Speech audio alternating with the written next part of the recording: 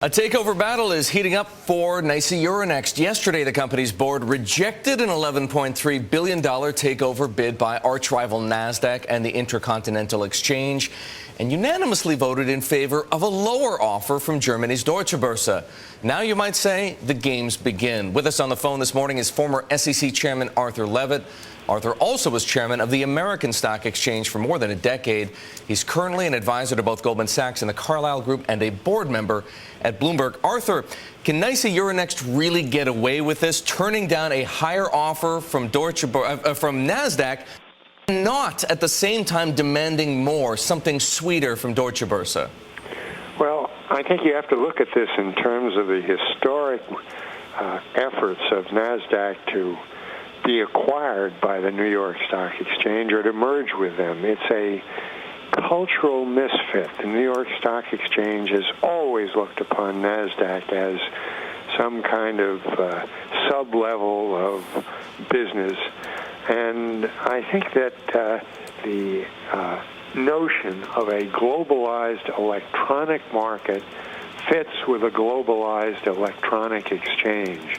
This can no longer be viewed as America versus the world. I think if we're going to move into the next period of our markets, I think the New York Stock Exchange has been very agile in terms of seeing this as a globalized entity. And to try to rely upon just U.S. and building the wall around U.S. markets, I think is really out of date. Whether Nasdaq will, whether New York will cause a raising of their bid remains to be seen. I think this is the beginning of a huge fight, and the difference between the interests of shareholders and the interests of management are clearly going to come into play.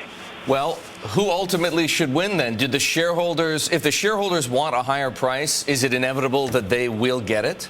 I think they will certainly get an improvement in the offer in one way or another if they call for it. Now, there's also a vote that the shareholders want in the event that 10% of the shareholders want something.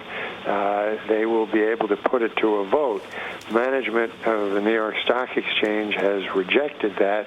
My bet is that shareholders will win that vote, which will give them greater power in terms of seeing to it that this offer is modified.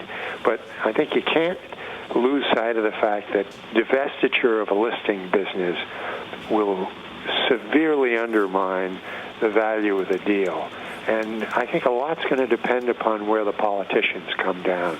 If Chuck Schumer views this deal by Nasdaq as one which will cause New York to lose jobs, and the Nasdaq proposal clearly calls for severe cost-cutting, more than the New York Stock Exchange deal does, I think that that's going to sway the outcome as well. All right, so financial and political angles. Arthur, thank you for joining us this morning. Arthur Levitt, former chairman of the SEC, a board member here at Bloomberg, and an advisor to the Carlyle Group and Goldman Sachs.